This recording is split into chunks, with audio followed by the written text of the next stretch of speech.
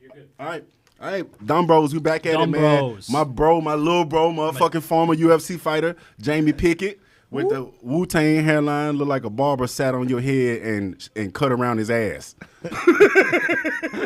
You too, nigga.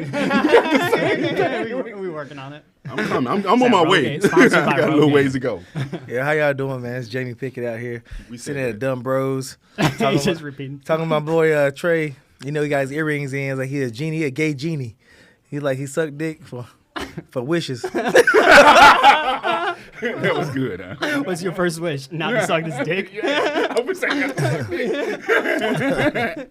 Yeah, man. Jamie, man, first and foremost, bro, thanks for having you on. Thanks for coming on. And coming. Thank you. Keep going. Keep talking. Shut the fuck up, bro. Man, It's your podcast. Jamie, you're recently retired from the UFC. You have your gym. What's the name of your gym again? Nightwolf MMA. Where's it located? It's in Wallace, North Carolina. What are you guys teaching in there right now? Well, it hasn't opened yet. We are on the way of opening. We got to get our Fuji mats in. Waiting on that. Things cost. But Fuji mats, we'll be teaching jiu-jitsu, wrestling, kickboxing, stuff that I know. Okay, good, man. And I already know for a fact you already got at least a couple fighters that are working with you. By the way, the young, forget his name, young white kid. Zach. He's growing a lot under you, and you're doing a phenomenal job with him. Appreciate By the that. way, and keep being patient with that kid. So I appreciate that. Good shit on that, man. So, are you coaching in the Yes, gym sir. as well? Okay. Yeah, I'll be coaching. I'm there one-on-one until I grow my business. Like any other business, like you start low, you gotta grow it. Gotta get some people you trust in with the kids because it's gonna be mostly after school care program. Yeah. For children to come in, I'm gonna have a bus, go pick up the kids and bring them in. Yeah. After school care. What's that experience like? Like you went from UFC, like you went from fighting at like the highest level in the world, really. You know, like of high as far as like mental. Right. Like with that experience, like that euphoria of that is, and like now, what's that transition look like for you, like as an entrepreneur? It looks good. It wasn't hard to get away from the fight because I was so burnt out from fighting. So I was just kind of like, I wanted to fight, but my body didn't want to So fight. you had like 30 fights, I think, somewhere around there. It's around 30. Yeah, I was just that's crazy. My body was just Pro just fights, clapping. by the way. Those is pro fights. Yeah. my body was collapsing on me. It was just like not doing well. And that's just from the training. Not This even was the the training, fights. yeah. It's from the training, yeah. From just so many fights as an amateur to being, just street fights to Them fucking going- wars we had. That shit yeah, breaks and you then fights down, in the yeah. gym. Sparring. Yeah, and I was just getting hurt all the We time. was sparring, nigga. We was Yeah, pros, y'all nigga. were, We was yeah. banging out in that bitch. Yeah. So I was just always hurt. Like even to get ready for fights, I was always hurt. So I was just like, I'm ready to start my own business and grow my business. So I have a cybersecurity company. I started that. That does well. And I have trucks, of course, and now I'm about to have a gym. So Are you doing the routing where you send a box truck, but that's a lick But right but now. I know so many people doing that. Well, it's Logwoods. It's what? Logwoods. Oh, Logwoods. You You've been haven't doing got that into for a the while. what's it called? Where people are buying the box trucks and then they're like driving and picking up these packages for people. People are making like $300,000-$400,000 a year doing that. Yeah. And you just pay for logistics and gas. Yeah. And you know what I mean? Other than that, I'm gonna look into it to tell you about it. That's something you want to invest in. But I know a lot of people, and it's easy money. You just need a box truck, like a U-Haul type box truck, not even like a CDL one. They have a loader board you can go on and just bid for routes. So that's what's happened. Yeah. Okay. So you're That's essentially doing that, but just with logs. Well, we already have a routes. The thing with logs is guaranteed money. Like with that, you have to bid people out, and people are lowball just to get the route. So it works for some people, and then a lot of people fail doing it. So it's It a leader. depends on the route and how Yeah, much so you it's a pay. leaderboard, and you go on that board and you pick what routes you want. You might get them, you might not. Yeah. But it's too much maybes for me. Yeah. It's crazy. Logwoods is You guaranteed. need consistency. Yeah, I got you. Yeah. Yeah, watching people in entrepreneurship, like I'm sure like all of y'all can relate to it, is like no one sees the behind the scenes, that failure and stuff. Is like I was telling him, like I ran to AJ. We had AJ on here like a couple weeks ago, and I saw him out and he was having like good time with a girl he had out, and I was like, I talked to him the next day. I was like, man, I don't envy that lifestyle. You know what I mean? The sacrifice that it requires to like, I mean, like entrepreneurship, fighting, like that sacrifice. Like I don't think people see what that actually looks like. You know? Is he still fighting? Yeah. Still Yeah. alright. But it's I was just with him a few days ago doing that wrestle ball stuff and hooping. That motherfucker can hoop, boy. He's fighting soon? Yeah, he was injured for a while, but he got a fight coming up. I want to say in July. He fighting soon, I think. He's just coming out for injury. He's in Good luck shape. to him. I'm all about my NC guys. Yeah, same here, man. I'm all Big about my support. NC guys. I support the hell out of my NC guys. So anybody's fighting, Brian Battle, AJ, who else we got? And if I don't say your names because just not thinking right now, but if you're in the NC, I always root. Whether I think you're gonna lose or win, I'm on your side, buddy. Doug Coltrane, don't James shout out to Brown. Doug Coltrane. James Brown. Yes, James Brown. My boy Kyle Wright, I fought him too. Kyle Wright? Yeah, he on his way. Wait, he doing his thing. He's in NC? Yeah, he's. But I like Kyle Wright, Fights though. out of Fayetteville. I fought him Like in Kyle amateur. Wright. He good dude, Like solid Kyle dude. Wright. He got them hands too. He's tough. He fought in He's bare tough. knuckle too. He's a tough guy. I mean, yeah, we got some. Our MMA scene crazy only because of not because the fighters aren't good, it's because our commission trash, bro. Yeah. It's so trash. Like it needs some work for real. But Like the people that are like pushing the fighters. Like that's the promoters. Derek's actually. I would give Bronson the lead promoter in North Carolina right now. He killing it, especially since Lamar Derek stopped doing it. Yeah. Derek Brunson is Derek killing it. And boy, we was talking. I was talking to Derek, man. Shout out to UBG. Yeah. Derek. Boy, let me tell you something about Derek. It's different. Derek fighter could be 0-75. And the fight could be in Anchorage, Alaska. Derek gonna be right there in that corner. Oh, he's with some there every flip flops fight. on and a Walmart Yes. shirt. He He's gonna be showing right up. there. Yeah, he gonna Yeah, be every fight, boy. That nigga is right there, Yo, so bro. fun fact, like when I first started fighting, I started fighting before Derek. I was fighting before everybody. I was the person before everybody. And Derek, of course, he just shot up. Like he shot up out of nowhere. I got into some trouble and stuff. And so my name was like ringing around trouble at the time. And Derek just shot up. And I remember not even know who he was. And I remember having a fight. I took a fight on like 10-hour notice. I fought a guy named Josh Williams, a heavyweight. I was not in shape. I lost. And Derek was there. And Derek was like, man, why you do that? He was just getting on my ass. This I'm is like, a pro fight. yeah, it was a pro fight. I was like, who the hell is this nigga? Like, he was getting on my ass about the fight. And he said, man, look, call me. This is my number. Gave me his number, everything. Invited me out. I came to Wilmington to train. And he beat the absolute shit out of me. And I was like, this man just bring me up here to beat me up? Or like this thing ain't want to hell. He just want to beat me up. But I was like, I'm coming back, though, because I ain't even beat up like that. Yeah. So I kept coming back. I started getting better and better. So then he wouldn't beat me up so much. And he took me under his wing. He went to every fight. You started off 1-4 when you met Derek. Oh, yeah, right? I was like 1-4. Like, I had no wins. Like, hardly no wins. What you Fighting. want, like, When nigga he got done, I was like 7-4. 7-4. No, it was like 7. I was like 3 losses. So 7-3, 8-3, and I got with Derek.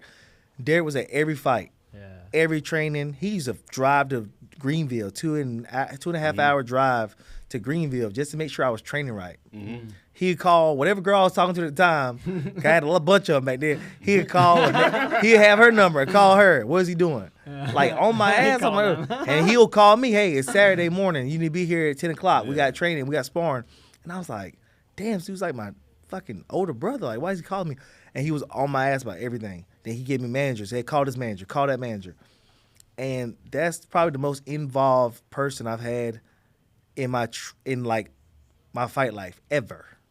Big shout out to Lemonhead. Who the hell's Lemonhead? Derek, man. Yeah, Derek Head is like nigga, a man. he looked like an alien. Yeah. But Lemonhead. yeah, Derek I'm was. talking about his hair, the color. You know, he's always Yeah, I'm talking about him. Prosecco head. Prosecco head. I know him. I call him when I want to call him.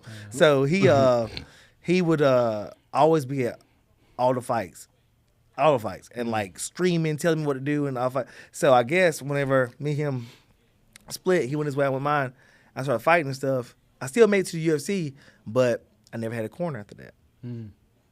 Like I had corners, but nobody could tell me shit on the ground. Yeah. Standing up, my kickboxing guy, David Mahia, he's a kickboxing coach. He would tell me what to do kickboxing, and Carlos, shout out to Carlos, Elite, and he was tell me what to do, but neither one of them can tell me what to do on the ground. And people start figuring out Pickett has a problem on the ground.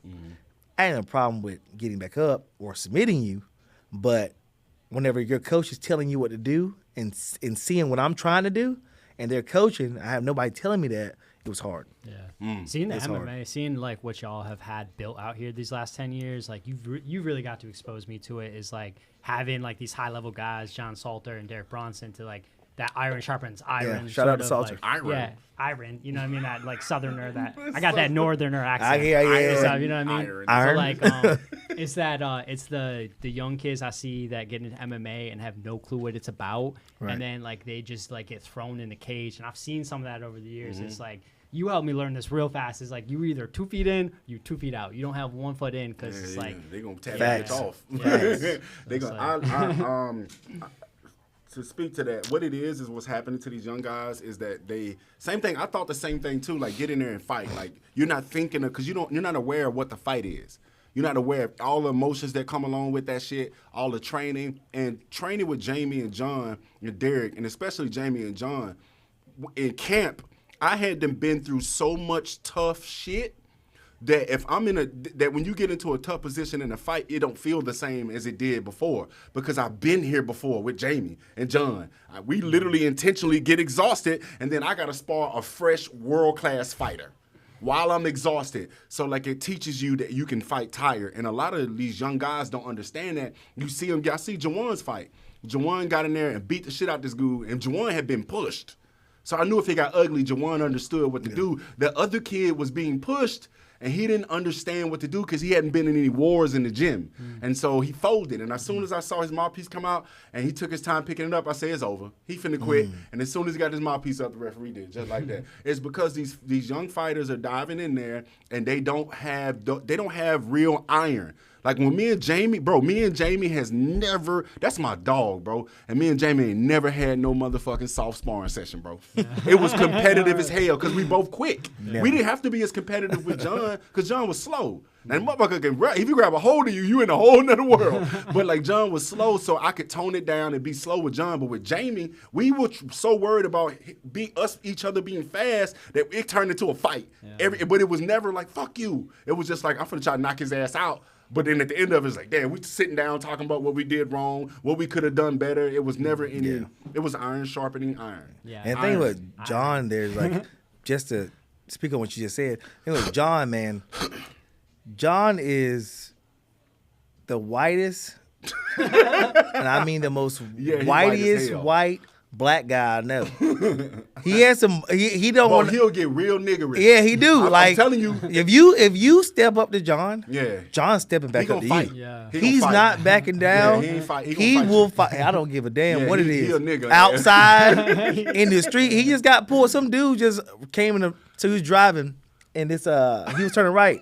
A guy came onto the wrong side of the road to get around traffic. Almost hit John. He gets behind John and starts screaming at John.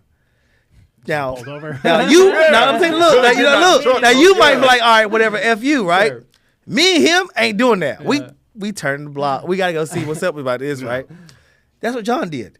John sat there and he said what his reasoning was. Well, he don't understand. John don't know he think black. So his reasoning was that he had to figure out what was wrong with him. That's why, hell no. John wanted to fight him. Yeah, John went back. Bullshit. John turned around and pulled up on the dude, got out the car. No, he got a car. He stayed in the car. Yeah. And wanted to know what his problem was, why he was so mad. Mm-hmm. I said, John, come on. You know what you want. See, that's the pleasure. That's the pleasure of being white. John lucky because John can be white and people will look at him and assume he white. He ain't finna do nothing. He can't fight. And John can get into a fight, but motherfucker look at me and walk away. Exactly. Yeah, but John get to fight, and that's unfair. I want to fight too, but them motherfuckers look at us and be like, nah. And you look at John and be like, I can beat his white ass and not change coming out your pocket and your shoes untied. You're upside down. He gonna hit your ass in the overhead leg. You got a funny story about a dude road rage incident happened with you, and you pulled over in the parking lot, and you said it was like a little Mexican dude got out. He had his like wife and kid. And yeah. In front of his children? Bro, yeah. So I'm driving, and they know Dre and Derek and all of them, which is crazy. I'm in the road. A dude cuts me off, and I pull up. I was finna pull up to the side. I'm like, yo, what the fuck? He said, you move too slow, nigga.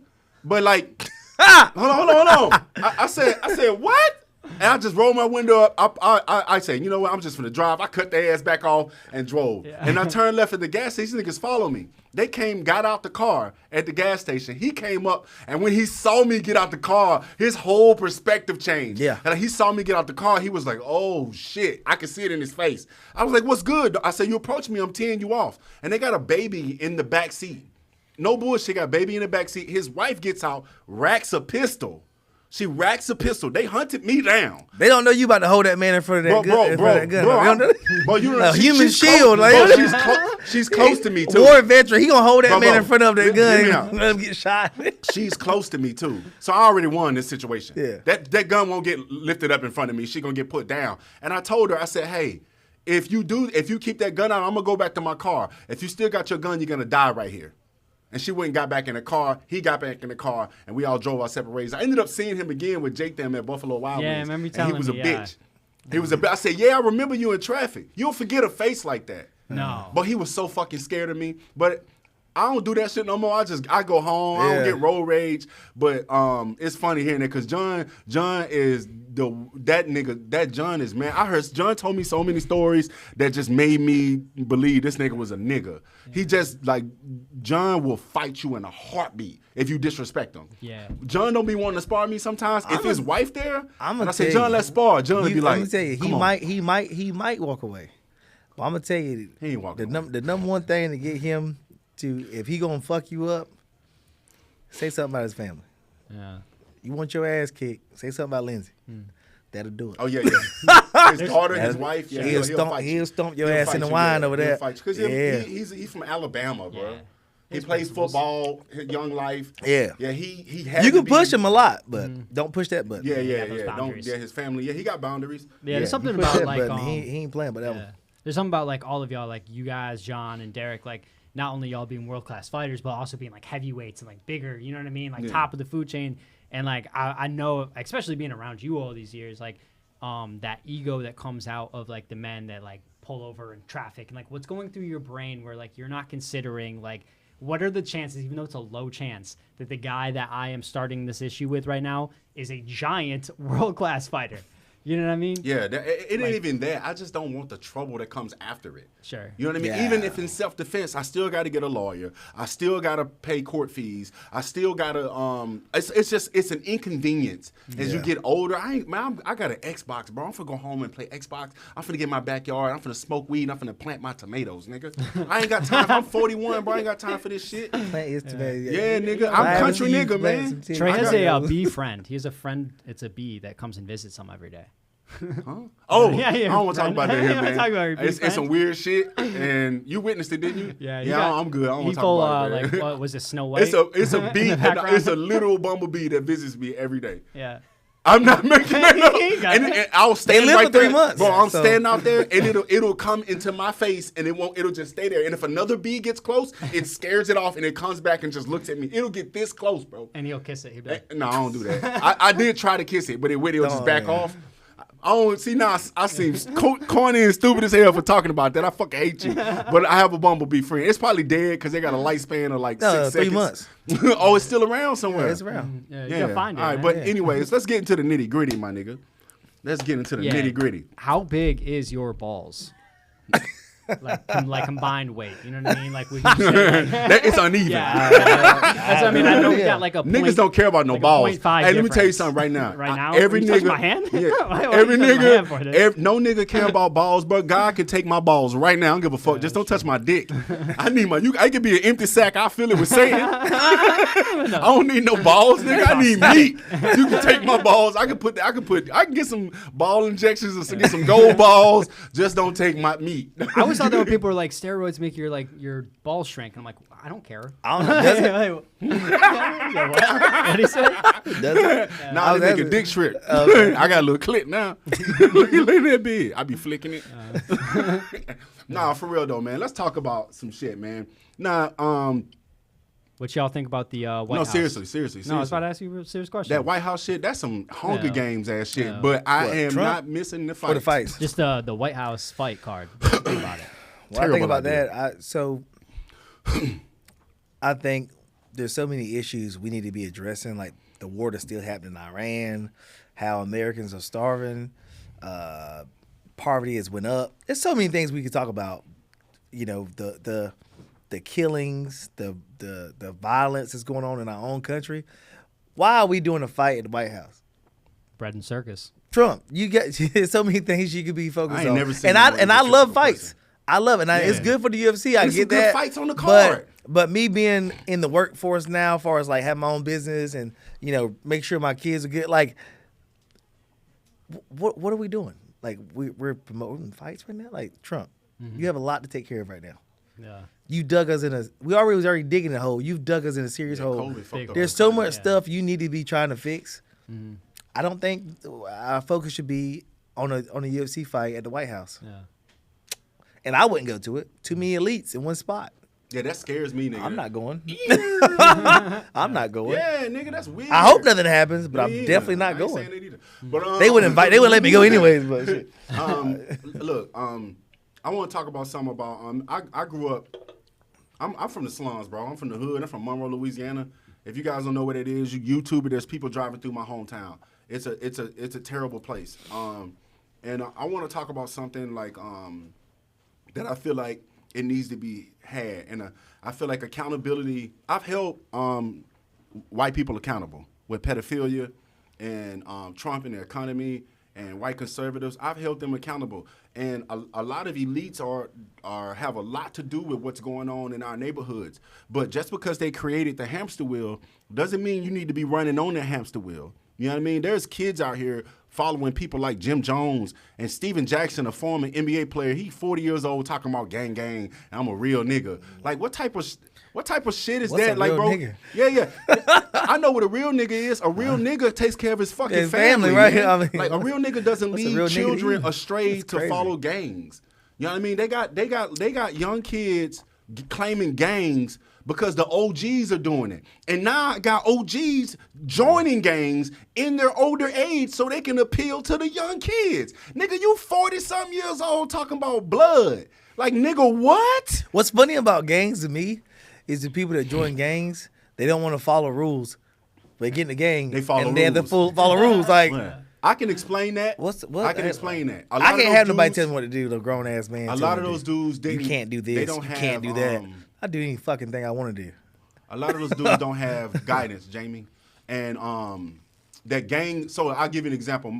My parents don't have emotional intelligence. You know what I mean? I just had to kick my dad out of my house recently.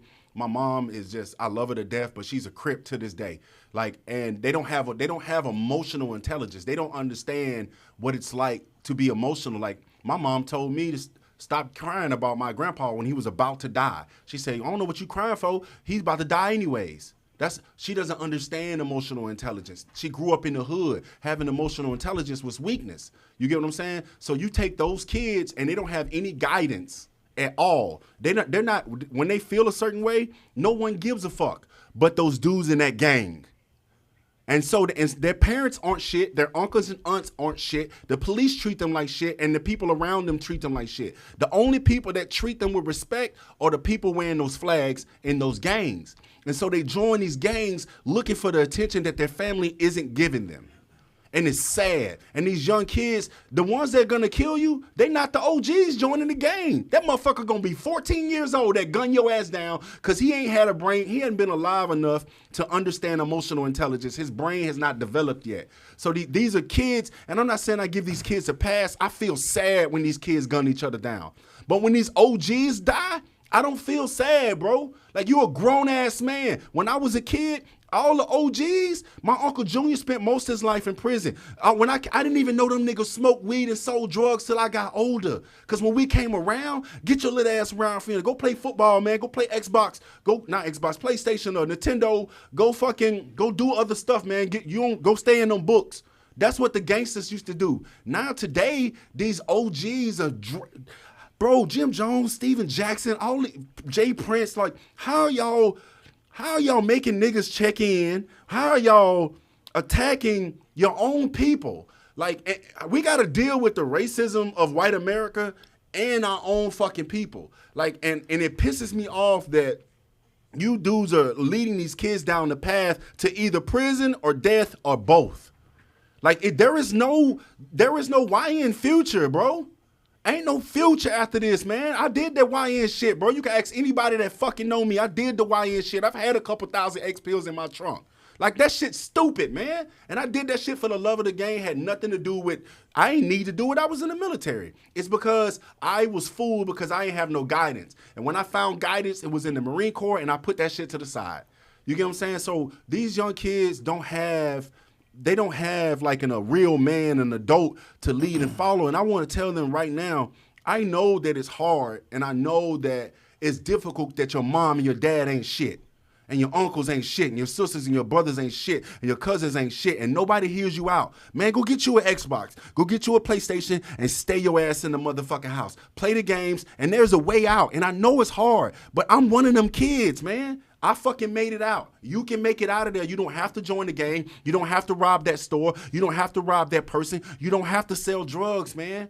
Like, fuck them motherfuckers. They don't give a fuck about you. And when you go to jail, they ain't putting no money on your fucking books. And you gonna say, I'm a real nigga, I ain't snitch. And you gonna come on to nothing, nigga. You can't wait to go back to prison. Because prison is easier than life. Because you done missed your whole fucking life up. Man, I'll go all the way in on this shit. I got a little cousin that's about to come home now, 7 years in the feds. And he done changed his life, but it took him to go to prison to do that.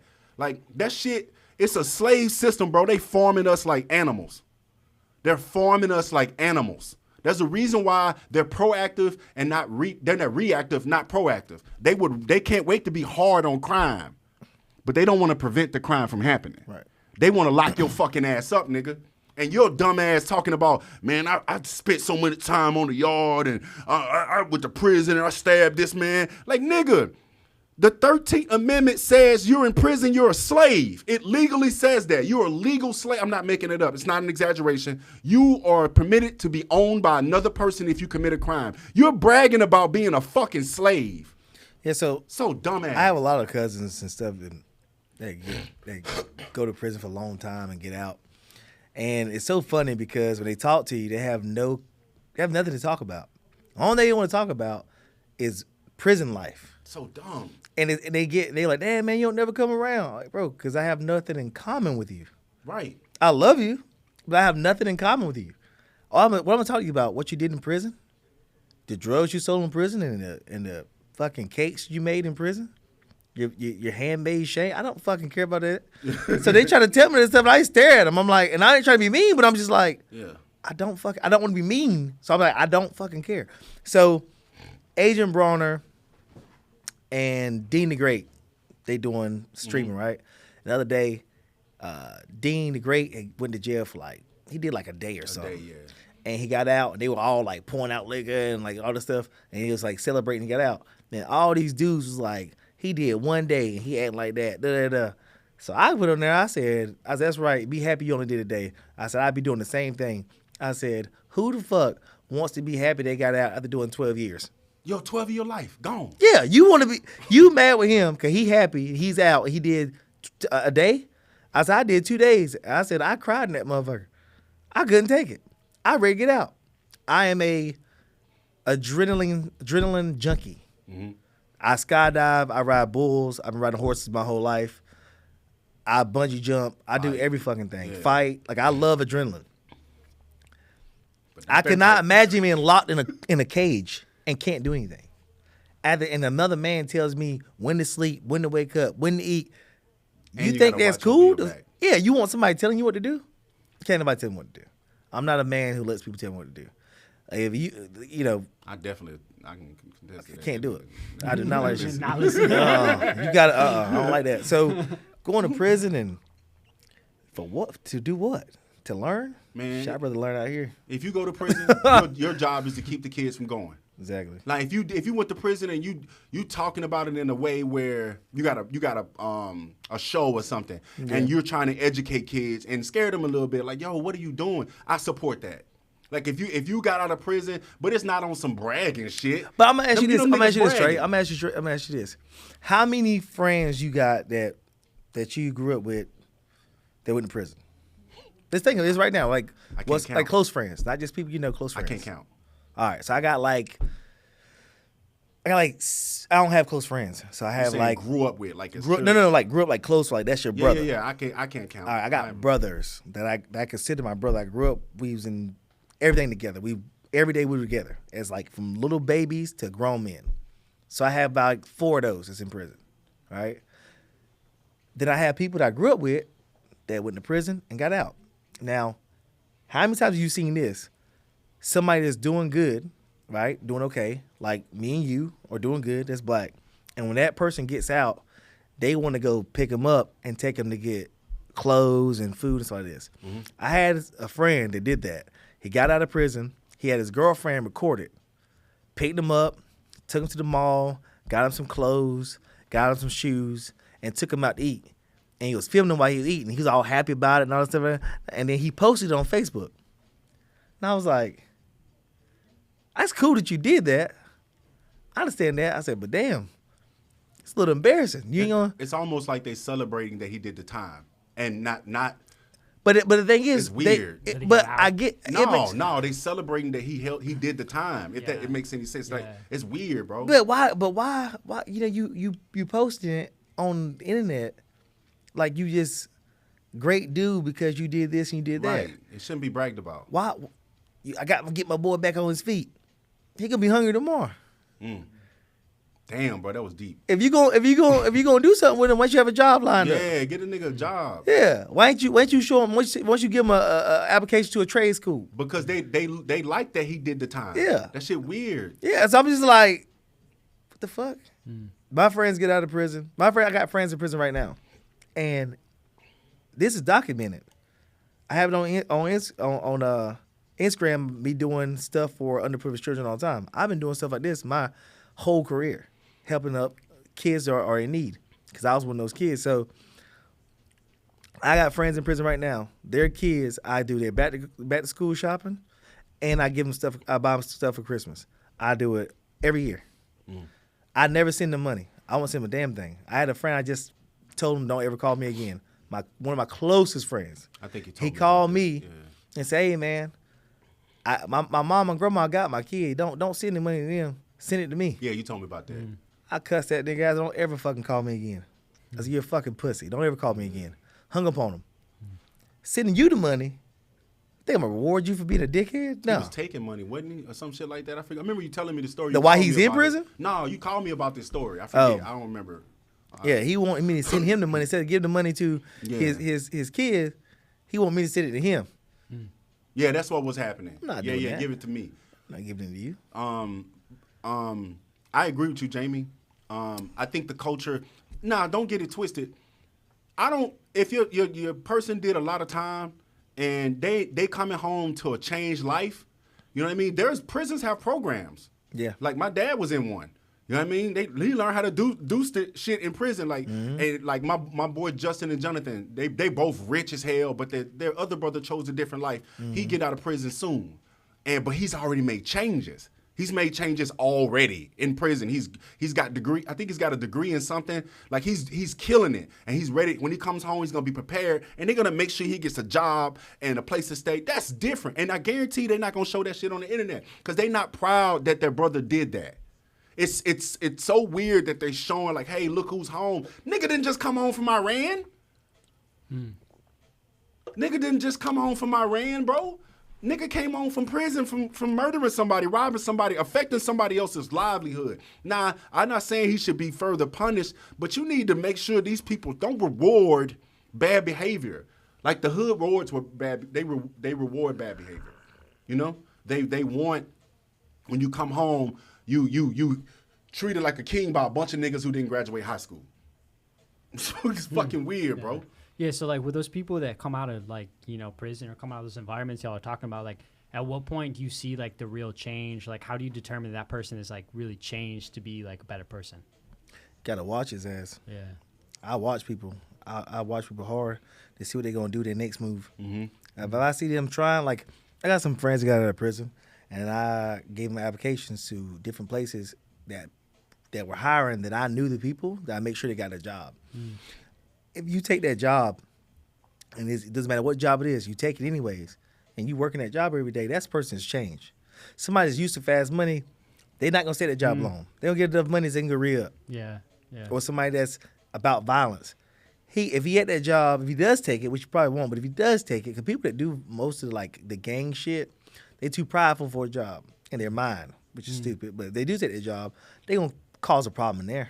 Yeah, immediately. They're going to cause a problem. They're going to find somebody in there they went to school with and didn't like or whatever the hell. Yeah. I remember this Chris Rock bit a while ago. It's about like someone, his car broke down. He was like, trying to flag someone down to help him out, and no one was stopping. He's like, as soon as I put the car in neutral, I started pushing the car. People pulled over and started helping me. And I think it's like that same thing. It's like when you see people start helping themselves, ultimately, it's easier to like be like, all right, like I'm just willing to invest in that person now. I like that. And I've seen both of y'all do that. Like, I've seen y'all with the kid Zach in the gym. I've seen like a couple examples from you, and obviously like from you, like personally, where y'all both have spoken on this today, where you went through shit growing up, you went through shit in your upbringing, and you don't want to see other people have to go through that.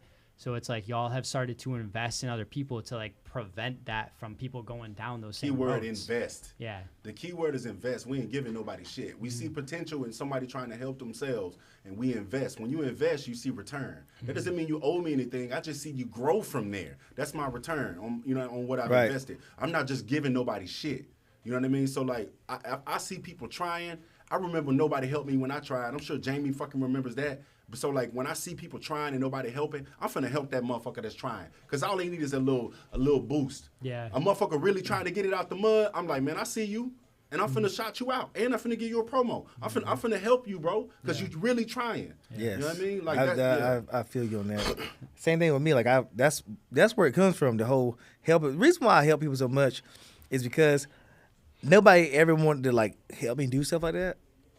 But my grandmother, my granddad, like. Golly, my grandma is the whole reason why I help people. I watched her help people my entire life. My granddad too. They help people their entire life. So I got that upbringing watching them help people.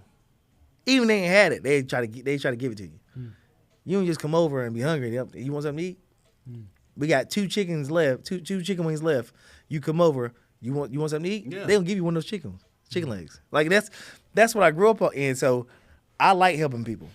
Kids mostly. I don't really do much with adults because I'm not gonna lie, I'm fucking violent, and I don't do well with people running their mouth to me and then close vicinity. Like I just don't do. I don't go. I got a severe anger problem, so I do not go in places like clubs. I don't go clubs. I haven't been in clubs in forever. I don't do clubs. I don't go around people I don't really know. If I'm going to go where Trey at, I don't mind going where Trey at. Wanna know why? Because I've seen the people and his character, who he hangs around. So I know ain't going to be no problems there. You've been around Trey, so if you say, hey, you want to come around, I'm like, I might call Trey first, like, hey, what do you think? Like, no, he good. Then I'll go. But if I see you got some problems around you or you got a mouth, I'm pretty sure you hang around people like that. So it's not good for somebody like me to be in that position because I'm not going to let you bump your gums with me too many times, especially we out in the street. Let me ask you this, because this is something I've been struggling with in my life where, like, I went through this phase where, like, I was a people pleaser and I was, like, scared of upholding boundaries. And then it's like I've developed as a person. I became less afraid of that. And now I'm, like, not afraid to speak up. But you said this about, like, the people who come out of prison, like, got too much pride to go get a job. Right. It's like, so I've been finding myself in this position in life where I'm at work and someone oversteps my boundaries. And in my brain, my body is like, I don't need to deal with this. And like I immediately have that like you know what I mean, that adrenaline of being like, yo, fuck this, like I want to crash out, but my like ego is like thinks of the consequences in the long term. Like that's good. See, I don't have that. I don't have that. I don't have that. That's why. No, but that's how I figured out how to stay alive. Because somebody gonna kill me. Damn. Right? Damn. Or somebody gonna beat my ass unconscious. And I might be severely messed up and can't move my legs when I'm done. I don't know what's gonna happen, but I don't think about that. I think about I want to hurt him right now, and I'm gonna do it. Yeah. So I don't put myself in those situations. But that conscience you got, I've always wanted it. I don't have it. If somebody starts running their mouth to me, it could be 10 people in here. Yeah. Y'all gonna kick my ass because I'm swinging. That's just my mindset. I'm fighting. Yeah, it's just like that it's like that plays out though in a way where it's like when you are other people dependent on you or like you have like a life built, it's like to throw that all the way in that moment. But in that moment though, I'm like my boundaries are so important to me now these days. Right. That allowing that is like it leaves me in such a like ambivalent state. I'm so conflicted because I find that like I have to compromise on my boundaries for my future because my decisions impact other people. That's what you're saying is why I don't go certain places. Yeah. You don't see me out. Yeah. Have you ever ran into me somewhere? No. I don't go out. Yeah. This is why. I have certain people I hang out with. We do certain things. I do a lot of country stuff. 4-wheelers, in the mountains. You see myself. I'm always somewhere. Mm-hmm. But the people I'm with, they know how I am, and they kind of protect, like, me. They know how I'm going to get. So they don't even put me in situations. I have children who depend on me. Both of them, they depend on me heavily. Financially, emotionally, everything. My girls are monsters. They was at the gym yesterday just killing these little boys in wrestling. So I'm always with my children. I'm always with them. So I don't want to lose that. So what I do is I figured out that I do not think well once somebody pushes that button. So to do what you're talking about doing, I can try, but it ain't gonna fucking work.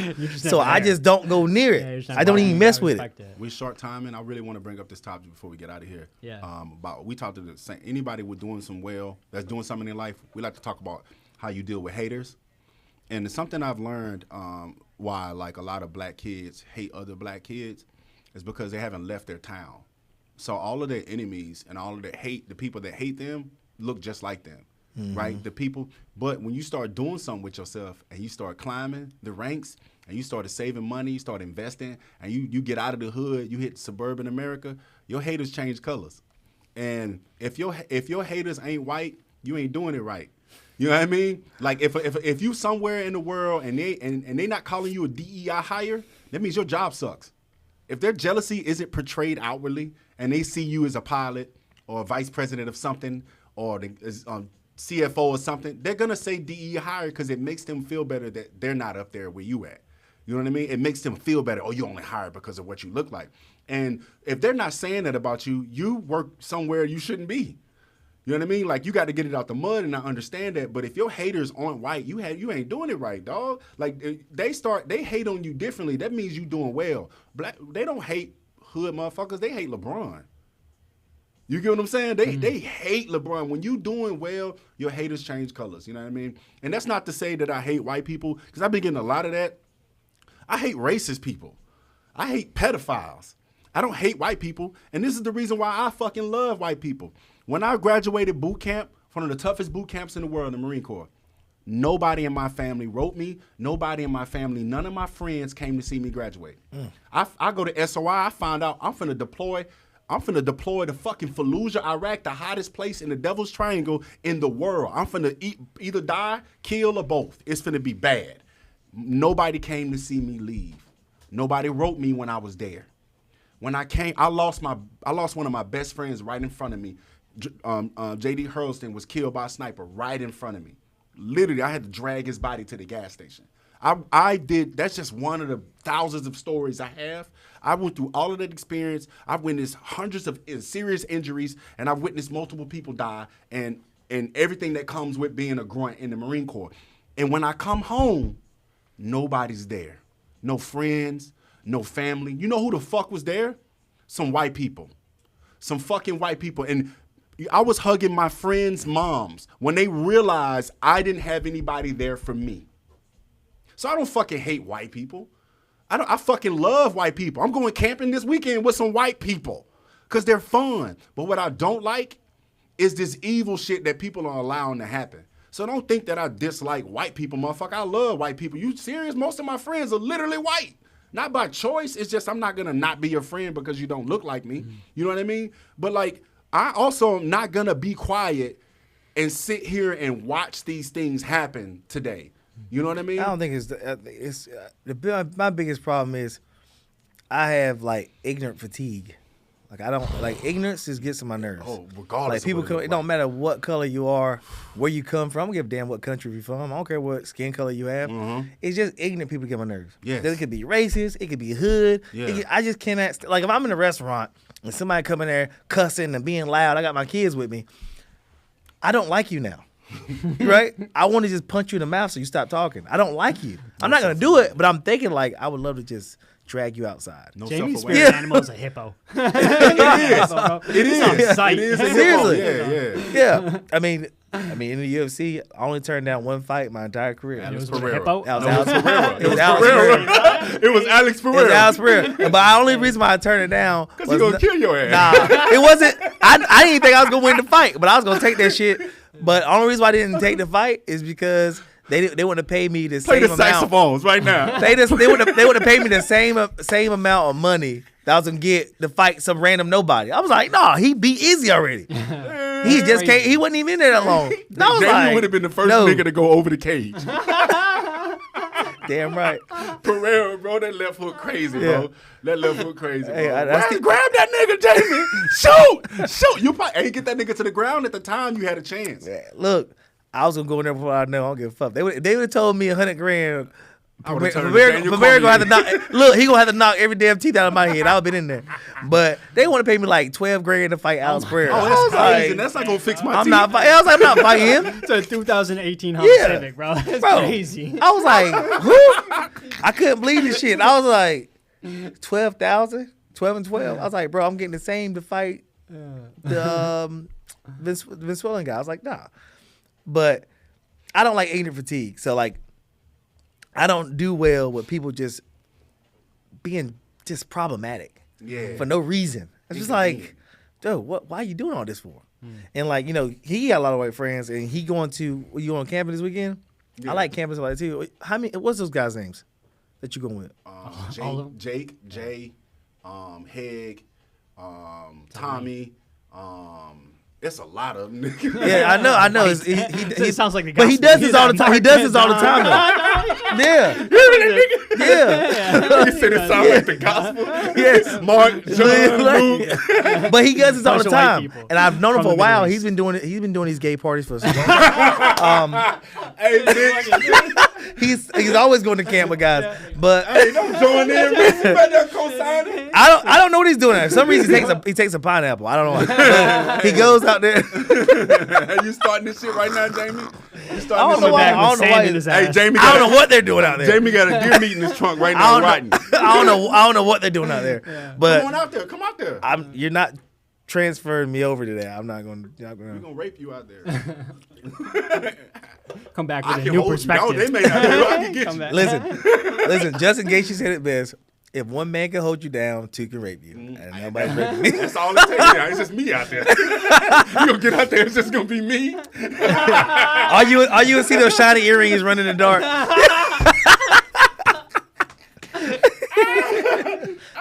All of a sudden you hear, over here. I'm gonna get you. Over here. Jamie's sitting on the deer call right now. I feel like he got a mad turkey. And he got a turkey call in his fucking pocket. Country Tell him I'm sitting on it. Yeah. I swear, boy. If it ain't on his mind, it's in his mouth. He loves it. I was in your pocket. Nah, but yeah, man. I'm glad we all see eye to eye on that, man. We got to stop all this bullshit we got going on. This fighting each other, trying to show how tough you are. That's got to die. We need our soft man era. If you want to be tough, no, we having a daughter did that for me. Yeah, it did to me too. If you want to be tough, go make a living and take care of your family. The toughest people in the world is middle class. The middle class man is the strongest person around here. Talk that shit. That's the strongest person. Because we don't have no foundation. They have nothing, no foundation. They have to get up and work day in, day out with no appreciation. And we take care of the poor and the rich. Yes. Our taxes. Middle class don't get appreciated until we're dead. We don't have no fucking welfare system for the middle class. Nah. You in the middle of that ladder, bro. It's tough for you, G. Yes. It's tough. And nobody's talking about it. It's real hard to be house poor, nigga. Like, it's people out there with nice houses that are poorer than the poor people, nigga. Yes. Because they don't have a system. And they have the mental. Right. They're like, they have all this going on. They can barely pay for stuff. And then their wives or whoever is still saying, why ain't you doing this? Yeah. Do that. Do this. The kids are, bro. And they're getting gaslit by the government, gaslit by the media. They're getting attacked by everybody. Bro. It's so bad how middle class is like, literally, they foot the bill for the welfare. And I'm not against welfare. I support the children. But, like, there's no system to help those actually hustling in the middle class to stay there and go forward. There's nothing that once you get to middle class, you're essentially a poor man with no help. And poor people think because your house is nice and your neighborhood's nicer, you're doing better. Yeah, you'll spend your whole life fighting to protect it until you realize that it's gone. It's that time just disappears. They just rode by my house the other day and they sent me a bill said my tax going up because I put a new building out there. Yeah, I said what? You pay property taxes on a property that the state decides. You know what I mean? Yeah. They just come out and decide what it's worth. It goes up, and it's like, man, that shit gets real frustrating as your eyes start to open to it too. You figure it out at some point. Like, for me, it made me mad. I was like, oh shit, all this hard work I put in over the years just to be stuck right here. And there's no, you know what I mean? I get help from my friends. I get help from the people in my life. But it was like, man, there's no advantages, you know. You have any It should just be children? depressing. No. No, me and my partner have talked about it a lot recently. We're like, we don't think it's ethical to bring kids into this world right now. I like you know you. what I mean? Yeah. A couple years I ago, like you. felt Right. different. Yes. It felt different. We both have that paternal instincts. Like, you know what I Mhm. mean? Like, I've always been like, damn, I think being feel a it, father be fulfilling. What? I got a rant. But it just feels, you know what I mean? It feels wrong. Right. Hey, speaking of that, Jamie, I'm glad you agree with that. What do I always tell you? The most selfish thing you can do in this world. What do I always Have tell kids. you? Is have a kid. The most selfish, especially if you're black. And I got 3 children. Like, it's the most I never thought of that at the time. I was just for my first kid. I was a dumbass nigga. Like I was just a thug, and I was fucking, and I ended up having a kid, and my son I planned for. But like when you sit down and think about it, like I brought my children into this fucked up. The world is fucked up as it is for no matter what you look like. But then I brought them in as black, so I brought them to a fucked up world that don't give a fuck about them. And I'm like, man, the least I can fucking do is make sure they smile. And go to these camps, all guy camps. Yeah, and make sure their they don't lives are better than mine and they're safe. And like, there's a lot of parents out there, bro. I seen parents that say, if my wife falls overboard and my kids fall overboard, I'm saving my wife because I can make another baby. Nigga, you can't make another Tucker, another Hunter. You can't make another Susie. You can have another wife. Nigga, these kids did not ask to be here. And how dare you say they're second when it comes to saving a life? You brought them here without their permission, and you decide to save your wife first. That's fucked up, bro. They did not ask to be here. Like, bro, that bothers me so much every time I look at my kids that I brought them here. Like, I'm like, man, I was a dumbass. Nigga, there's no way I would have had kids. There's no way I would have had kids. And I love my children. Y'all know me. I'm all about my children. But like when I think about it, I'm like, yo, this the most selfish thing you can do is bring a child into this world because it's not up to the child. You sat down one day and said, I want to have a baby. You're not thinking about what the baby may go through and that one day the baby's going to have to go through some bullshit. All because you decided because of how you felt that they should be here. We selfish as fuck when we do that. So the least we can do is make sure these kids are happy and we put them first. First. You put your children first, man, because you brought them here selfishly. Whew. Yeah.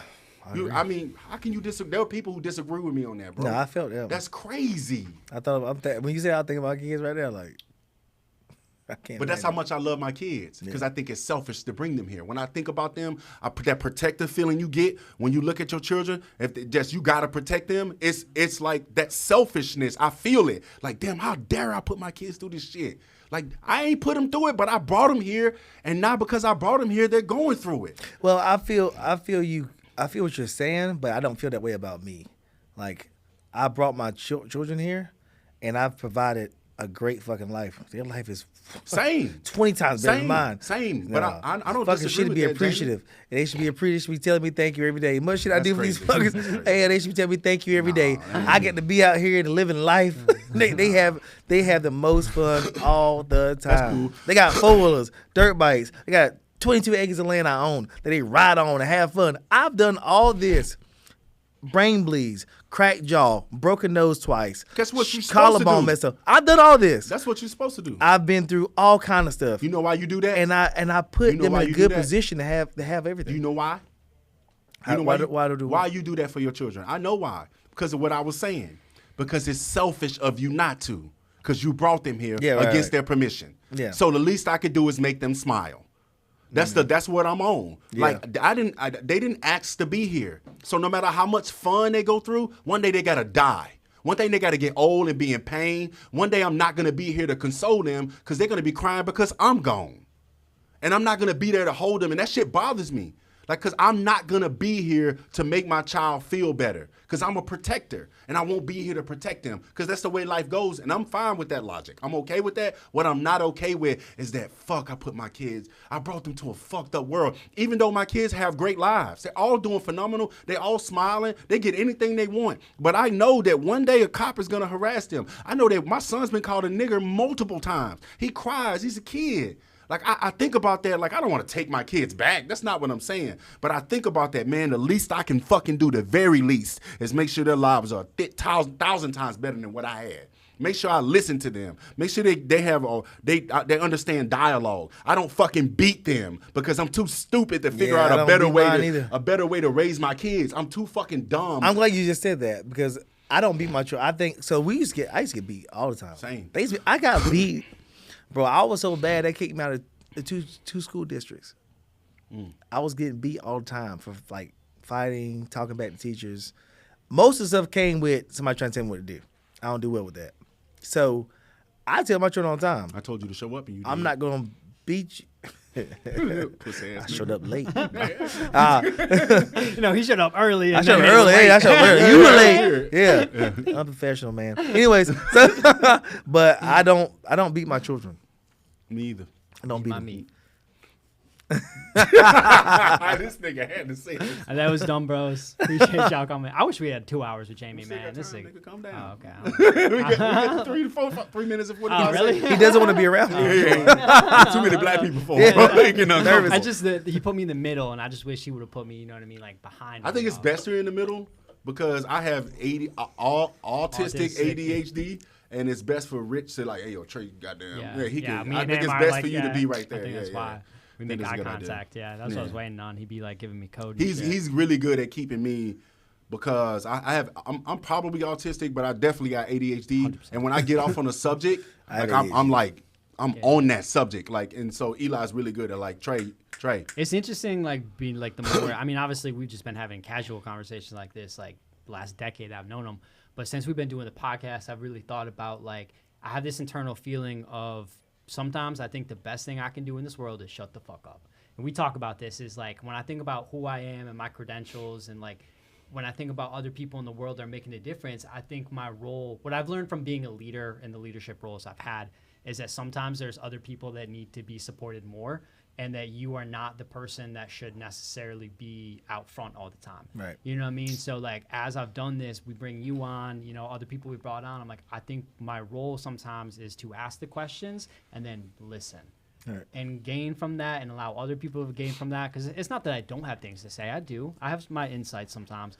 But like there's a part of me that's like when your life experiences are so extreme compared to mine that it's like, man, maybe I should just shut the fuck up and like maybe give an example to the world of like, this is how we treat people.